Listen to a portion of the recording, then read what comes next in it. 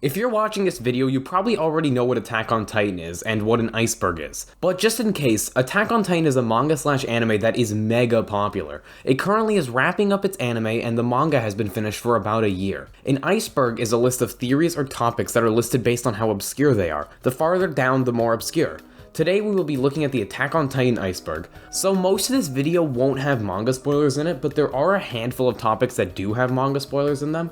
But I will be saying which topics those are when I get to them. Also, I'm going to be skipping some entries just because I don't find them interesting, and I will be skipping the entirety of the first layer because this video is already long enough. However, I will be talking about one subject that is within the first layer, and that is Eren's dream, manga spoilers. In the first chapter of Attack on Titan, we see Eren wake up from a dream that contains Mikasa.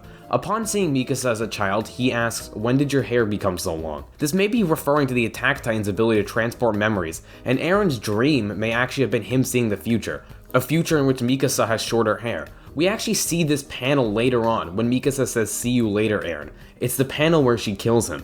Isayama has been known for foreshadowing, and this is one of my favorite examples of that. The first chapter of the manga contains a panel all the way from the second last. Future Eren in Season 1. There are a few screenshots from the anime in Season 1 that contain a character in the background that looks a lot like Eren from Season 4. This may be intentional, but I kind of doubt it, to be honest, and if it is, it really doesn't make any sense. Eren and Zeke do travel back at one point in pads, but that type of traveling would make Eren invisible to himself, so it doesn't really make much sense that he can see his future self. Armin's parents were killed by the MP. Armin's parents are rarely mentioned. His grandfather, who died while trying to take back Wall Maria, is seemingly more important to him. However, how did his parents die? Well, Isayama has said that they once tried to escape the walls in a hot air balloon, and they were seemingly killed by Dialsanes, the person Levi and Hanji were torturing that one time. This makes sense given the fact that they gave Armin a book, something illegal within the walls, and they were seemingly very interested in leaving the walls and seeing the outside world, something that they passed on to Armin. Spelling Bertholdt correctly.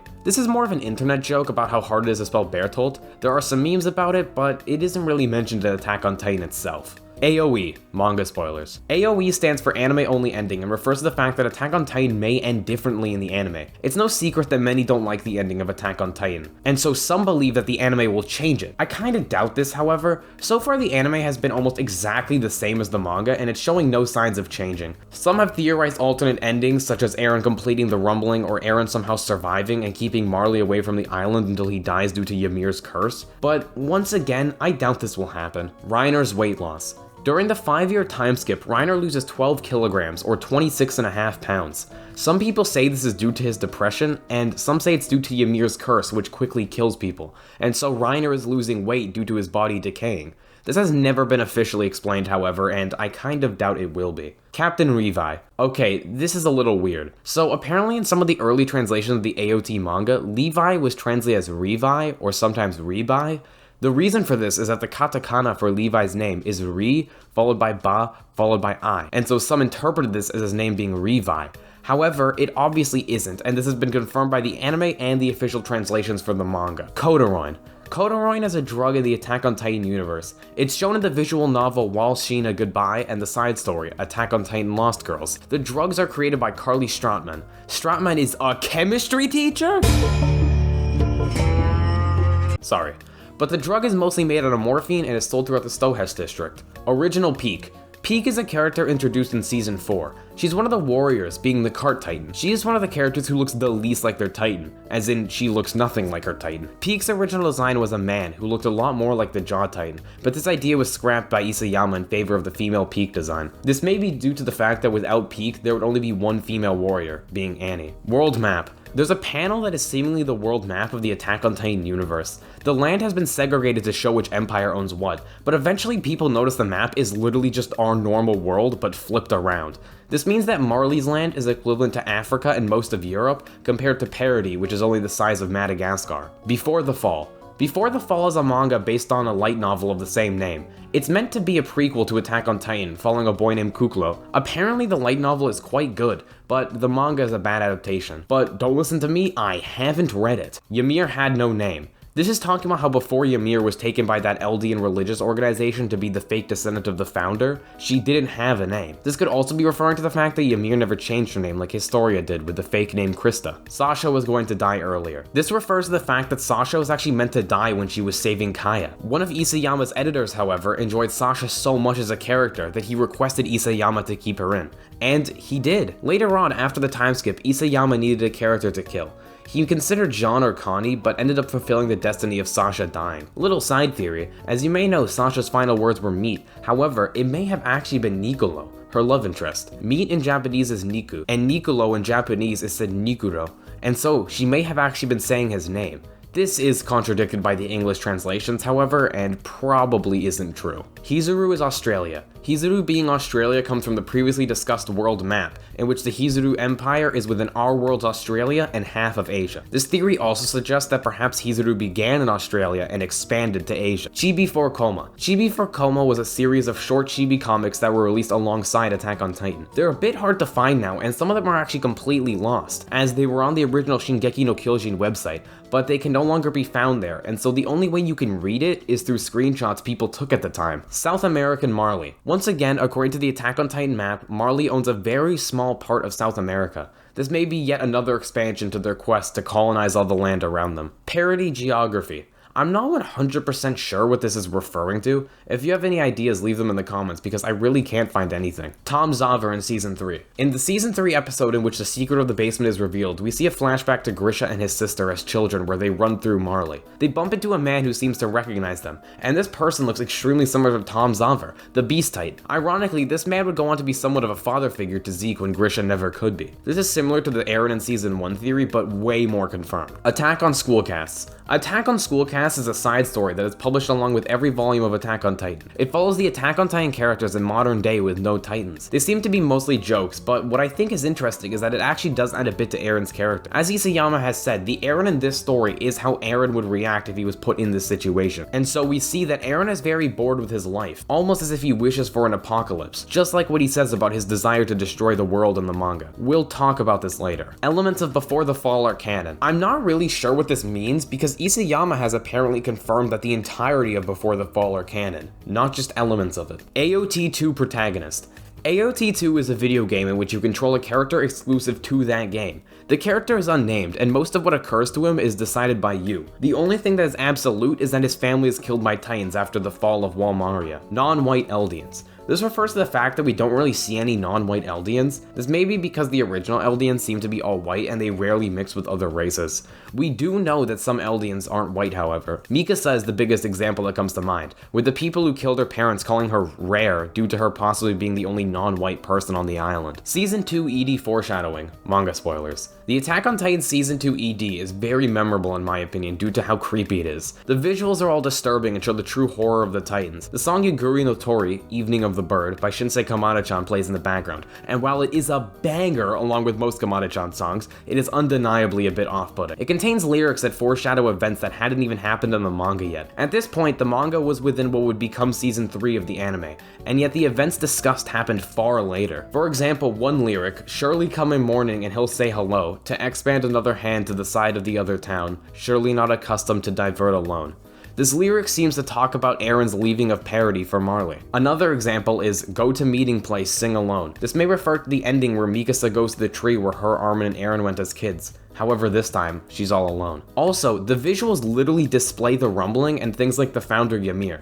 It's clear from this ED that Isayama had certain events of the story planned out very early on. Sorry the section was a bit long, I just really love this song in ED. Marley is the Roman Empire. Marley heavily represents the Roman Empire, from what I can tell. I don't actually know a lot about the history of Rome, but from what I can research, there are many parallels between the Roman Empire and Eldia, which are like the Germanic tribes they tried to colonize. The history of wars and takeovers between the two empires is apparently similar. Sorry if I'm wrong about anything, this is just what I could find online. True scale of the rumbling. I'm not 100% sure what this is referring to, but I think it's talking about how much area the rumbling covered and how many titans were involved. Apparently someone calculated that 585,000 titans are a part of the rumbling, and assuming that Earth is the same size in AoT as it is in real life, just those titans alone are enough to cover 1/4 of the world. Mid-East Alliance is the Ottoman Empire. Once again, a theory about a region of the world I don't know too much about. Apparently the Mid-East Alliance in Attack on Titan is similar to the Ottoman Empire. The fighting style and outfits and weapons used by the Mid-East are similar to the Ottoman Empire in World War I, and therefore people draw the conclusion that they're parallels of each other. Karl Fritz was evil. Karl Fritz was the king who destroyed the Eldian Empire. He believed that the gigantic Eldian Empire was too powerful and too hated, and so he decided to put his people on parity and hoped that this would make hatred for the Eldians go away. Spoiler alert, it didn't. King Fritz's idea was extremely stupid and ended up causing the downfall of Eldia, and therefore, the downfall of the world. This has led some to call Fritz the true villain of Attack on Titan due to his terrible idea, and some even say that he wanted Eldia to be destroyed. Muv-Luv Alternate. Muv-Luv Alternate is a video game released in 2006 that Attack on Titan takes heavy inspiration from. Specifically, the beginning of the manga is especially similar. In both, there are creatures who attack humanity and a military to fight back. The rankings and schools are also very similar. Aspects like character deaths and a lack of general plot armor are also seen in both. Hallucigenia. A hallucigenia is a real-world animal used in the world of Attack on Titan. In real life, the hallucigenia was a creature that lived in the Cambrian era, and is sometimes thought to be the creature that gave birth to life as we know it today. In Attack on Titan, the creature gave Ymir some kind of ability, seemingly in her spine. It's maybe why Titan's spinal fluid is important, and that ability transformed Ymir into a Titan, which can be seen as creating life for the characters in Attack on Titan as they know it. Ancient Titans. Manga spoilers. Ancient Titans is most likely referring to the Titans from decades prior that we don't often see in AoT. The only scene these past Titans appear in is on the Rumbling Titan when we see the Alliance fight them. Another place they appear in is the Season 2 intro, and it's interesting to think how the series would be different with a Dinosaur Titan. How did the Eldian race come to be? We know very little about how the nation of Eldia began. From what we see, in ancient times, it began as a primitive and relatively small empire. They utilized many slaves and were extremely cruel to any wrongdoers. The race grew exponentially once Ymir gained the Titan ability. From there, they conquered the islands and areas around them with the same cruelness. Some people also theorize that characters like the ancient King Fritz represent the devil, and the Titan ability represents the temptation of the apple. Berserk mode. Berserk mode references a weird occurrence that happens in Season 1 of AoT. We see in the final battle with the female Titan, Eren's attack Titan suddenly begins glowing and heating up. He also seems to lose control over the ability and go, as the name suggests, berserk. What's odd is this is never really followed up on or elaborated. A few theories suggest that Eren was in control, but he was just so enraged it seemed like he wasn't. Some say this ability took too much energy and therefore was never used again. Some say it was too dangerous, as this did lead to the deaths of hundreds or even thousands. And finally, the most substantiated theory is that when a user becomes a Titan, they have the will of all previous Titans within them. We see this with other examples, such as Reiner, who seems to be completely different within his Titan. Eren says in this scene, "I will destroy the whole world," which as we know is his personal will. But the will to fight on and to kill his enemies no matter what is also the will of the Attack Titan. None of these theories are substantiated, and I doubt we will ever receive an answer for what this scene meant. Poopy pants. Okay, so what I'm pretty sure this is referring to is in an interview with Isayama where he says that due to the ODM gear used in Attack on Titan, the characters all have streaks in their pants. Yeah. Texas.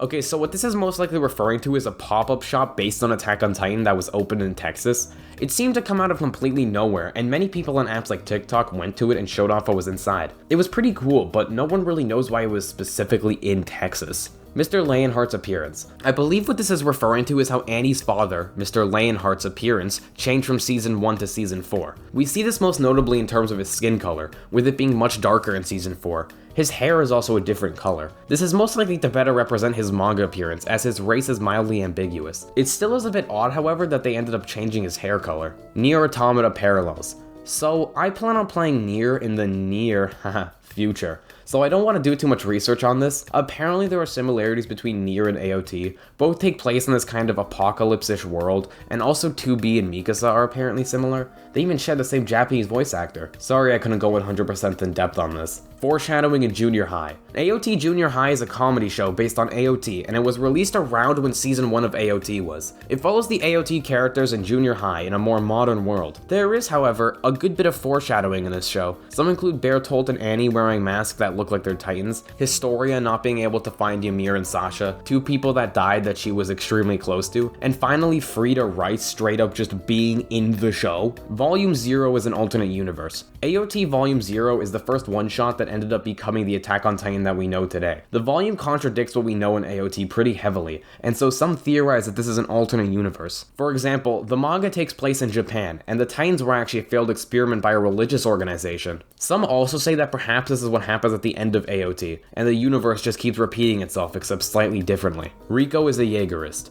Rico is a character in AoT that many remember due to how little she appeared. You may actually remember her due to her white hair as well. She never appears after the Return to Shiganshina arc, and no one really knows why. One theory is that Isayama said Rico is based off his ex-girlfriend, and so perhaps he didn't want her to reappear due to bad memories.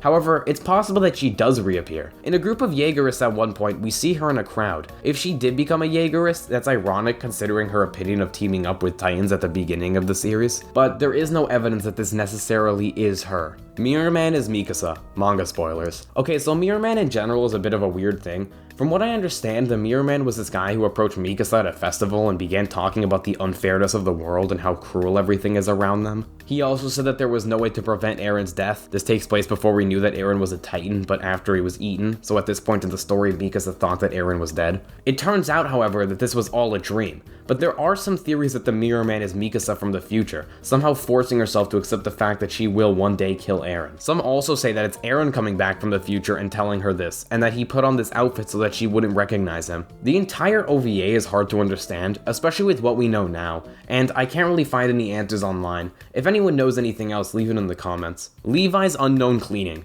This refers to the fact that Levi is obsessed with cleaning and becomes very upset when the scouts don't do a good job. This has become a meme online, but no one really knows why he's so obsessed. One theory is that he grew up in poverty and so he doesn't want to live in that same filth that he once did. Euthanasia was the only peaceful option. This refers to how Zeke's euthanasia plan may have been the only way to solve the Marley Eldian war without any killing.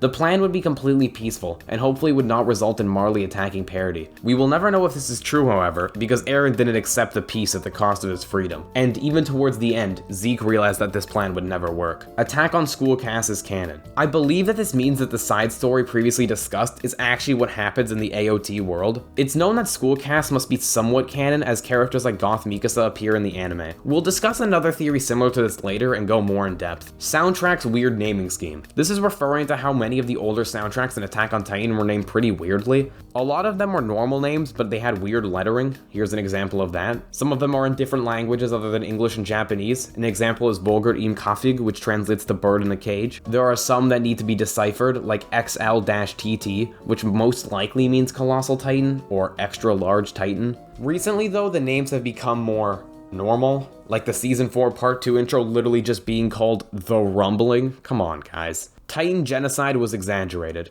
This refers to the ancient Eldian Titan genocide against other races being extremely exaggerated. Both sides exaggerate details, with some Eldians suggesting that nothing happened and some Marleyans suggesting that they nearly wiped out the world. From what Grisha says, we know that it was somewhere in between. This means that the Marleyans are indoctrinating children with lies about the Eldian Titan genocide, and that may be why they hate Eldians so much. Eren never cared about freedom. Manga spoilers. This is a theory that Eren's obsession with freedom was a front he put on to try to justify his natural urges to destroy the world. We see a panel where Eren says that he just wants to destroy the world and he doesn't know why. We also see him say that he was disappointed that life existed outside the walls. This theory states that he just wanted to kill and used the freedom excuse to make it seem better than it was. Manga endings dreamlike feelings. Surprisingly, this part doesn't actually have manga spoilers. I believe this refers to what I talked about earlier with Eren seeing his future in a dream at the beginning of the series. If I'm missing something, let me know. Erwin's sacrifices were always unnecessary. This theory suggests that perhaps all of Erwin's sacrifices were unnecessary. We see many times in the series that Erwin is willing to sacrifice soldiers to get to his goal of the basement. The biggest example of this is his final charge, where he sends almost all of his scouts to death. This was to give Levi an opportunity to kill the Beast Titan, which doesn't even really work. This theory is kind of weird though. I think it's trying to say that there was a better way for Erwin to go about many things without as much sacrifice.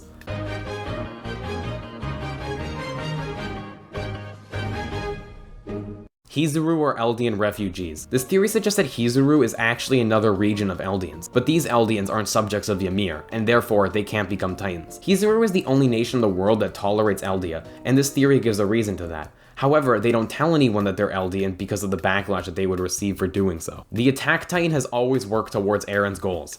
Another theory which says that the will of the Attack Titan is the will of Eren Yeager. The best example of this is the Berserk mode we previously discussed, where the Attack Titan seems to go on autopilot to do Eren's bidding. Another part of this theory is that the future telling ability is perfect for Eren's dreams. It's an interesting theory. Bertholdt is the most powerful shifter. Manga spoilers. I think it's no secret that in terms of raw power, the Colossal Titan is the strongest of the 9. But this theory suggests that Bertholdt had the strongest Titan overall. This theory is supported by the fact that he is seemingly more important than all previous Titans on the back of the Rumbling Titan. We also see that although strong, Armin could never reach the level Bertholdt was once at. The pure destruction and raw power his Titan has throughout the series cannot be understated. And seeing what we did on the back of the Rumbling Titan, I wouldn't necessarily doubt that. Annie always had a crush on Armin. It's no secret that Annie and Armin are seemingly in love after she escapes the crystal, but perhaps even before this she liked him. This is most supported by the fact that despite him being extremely intelligent and being close to figuring out the secret of the Titan shifters, she still doesn't kill him given the perfect opportunity. Even later on, she tries to do everything she can to not kill Armin. This theory is very supported and possibly even true. Attack on Schoolcast is the original timeline. I believe what this is referring to is that the actual story of Attack on Titan isn't true, and that Schoolcast is the real story. Just a story of 3 friends who want to watch a movie similar to AoT. This theory isn't really all that substantiated, but it still is interesting to consider. Erwin would support genocide. This theory suggests that if Erwin was given the Titan Serum instead of Armin, he would support Eren's rumbling. Erwin has been shown to not shy away from killing their enemies, even if human. Especially if Erwin had the ability to become the strongest Titan, I don't think he would show any mercy to the Marleyans. You may have seen this fan creation where Erwin becomes the Colossal Titan in a crowd of Marleyans and kills all of them. I don't think it's too far-fetched to believe that he would do something like this. Erwin and Eren both had a goal that they were willing to do anything for, and Erwin never cared about killing, so this theory may have a point. However, I doubt this will ever be confirmed. The source of all living matter is a Lovecraftian entity. First off, the source of all living matter is the shining centipede / hallucigenia that was the source of the Titan abilities. It's never really 100% explained what it is, and therefore some have labeled it as a Lovecraftian entity. Lovecraftian horror refers to a fear of an unknown force or power. The horror is also sometimes associated with a fear of a god or unstoppable entity. This almost perfectly describes the source of all living matter, and so many say it was an attempt at a Lovecraftian entity being written by Isayama. Violence caused by Titans is fuel for elder gods. As far as I know, this theory refers to the fact that Titans only serve to please some kind of higher power.